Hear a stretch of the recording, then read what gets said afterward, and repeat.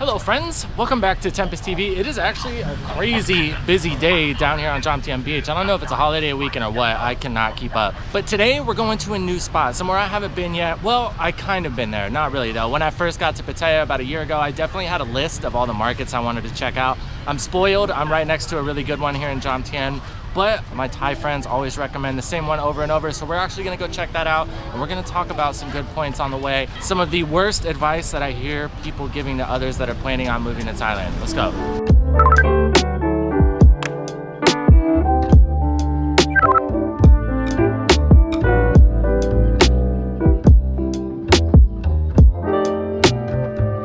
What do you got?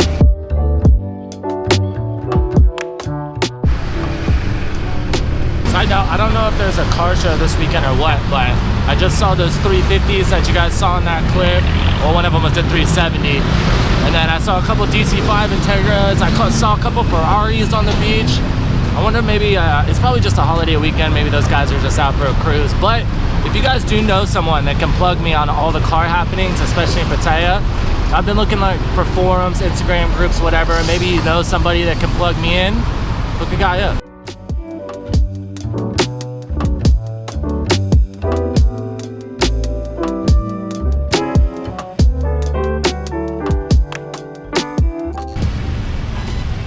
Okay, so it's definitely been a minute since I've been on the back of a motorbike taxi, but I am for sure glad to be off of that one. That guy was nuts. Now, usually in Pattaya, they're pretty chill. I've been on a few in Bangkok that were the same way. And don't get me wrong, I like going fast, but when you're like splitting traffic and the guy's flying like that, all the videos I see of some of the worst accidents here, because it's not like in America where everybody just splits down the middle. People are splitting and going in between lanes. So some person's hauling ass splitting, and then somebody else goes to come into the lane and they T-bone them, and it's all bad. Like, I'm literally like, that was not fun. But on a lighter note, we have made it to the 10% night market. A little Tempus TV lore. Like I said earlier, when I first got to Pattaya, I did some research, and this was definitely one of the places I wanted to come to. But I came to scope it out when I first got here, and one, I came on a weekday, so it was closed. Now it is open every day, but still the weekends are kind of the time to be here. And it was right after everything was open up, so I don't think a lot of vendors had their time to make it back yet. I kind of scoped it out, and it didn't seem like there was a lot here, but that has changed for sure. We just drove by, and this place is huge, so we got a lot to check out, and we got a lot to talk about on the way.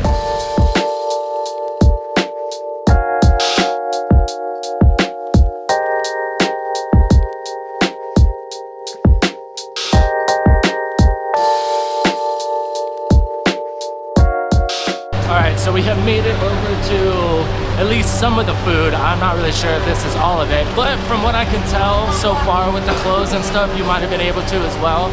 Seems like they've got all the knockoff essentials that you need, and then they got all like your normal like trinket stores and anything like that if you want to send something home to mom. I'm not really gonna be like bartering or doing too much shopping for sure. Today I'm definitely just gonna get some food.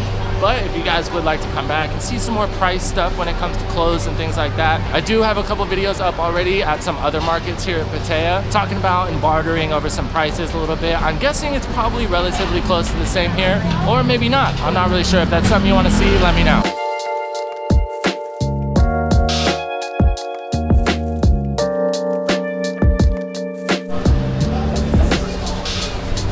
Be a Thai market without some elephant pants. One thing I have for sure noticed, a bit of a difference here compared to the market by my house. The market by my house being in Jom Tien, right on the beach and everything, you do see a lot of foreigners there. There's a lot more Western food around here, a lot more Thais, a lot more Thai food, which is pretty sweet. Of course, wouldn't be a trip to the market without your standard 25 baht smoothie, which is definitely cheaper than the one by my house. By my house, they're like 40, I think. Either way, it's still super cheap, but 25 baht is about 75 cents.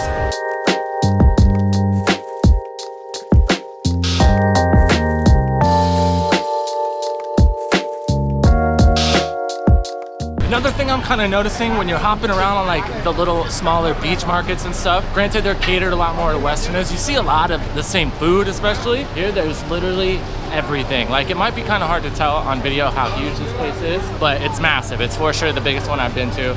But over here in this covered area on the back end seems to be where most of the food is. Hold on, let me get some light here. Seems to be where most of the food is, but one with all these like open pits and barbecues and stuff, It's covered in here. There's no breeze. It is hot as hell. It smells super good though. But first we're gonna go check out the other side. That's like the not covered side. It seemed to be like there was more clothes and other stuff over there. So we'll go check that out. We'll wrap for a little bit. We'll talk about some of the bad advice I hear people giving newcomers to Thailand. Don't think I forgot. And then we'll definitely come back over here and grab something to eat. Day after day, I want you, baby.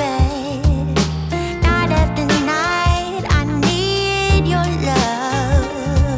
When everything's wrong. So initial takeaways from 10% Market. One, it's huge. It's by far the biggest market that I've been to in Pattaya. They've got a little bit of everything from what I can see. You can come here, eat, shop, grab all your normal house stuff, maybe some clothes if you're really feeling it. I just pretty much took you guys down the main drags, and not even all of them. We did miss a couple, and then off to either side there's all kinds of offshoots. So definitely plan for a night. I'm here pretty early. It is the weekend, but I assume that it's probably gonna get really rolling around here in the next half hour to an hour, so it's gonna get pretty busy. So if you don't like the crowds, be prepared for that.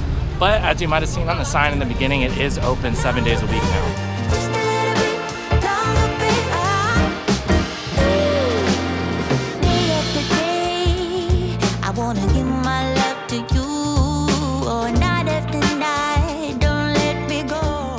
In the past month or so, I've definitely been making a more conscious effort to intake some more Thailand content. To be honest, when I finally got here after months and months of watching Thailand videos, I don't really watch too much, to be honest. There's a couple creators that I follow pretty closely, but besides that, it's not too much. But usually I kind of just pick from a hat when it comes to my own video ideas, but I wanted to see what else is going out there and see if there was anything that I could add to the grand scheme of things. And unfortunately, in doing this, there was two major things that I found that a lot of people are kind of putting out there that might not necessarily be wrong, but they might be very easily misconstrued. Now, if you're doing your research on Thailand, I'm sure you heard all about Thailand scams and watch out for this and that. Watch out for the tuk-tuks, the jet skis, all that stuff. And yes, that is something you need to be aware of, but myself included, a lot of creators lately have been saying that that's not really a thing and you don't need to worry about it. I wouldn't necessarily take that at face value. Of course, always protecting yourself and keeping an eye out for things like that is a good idea.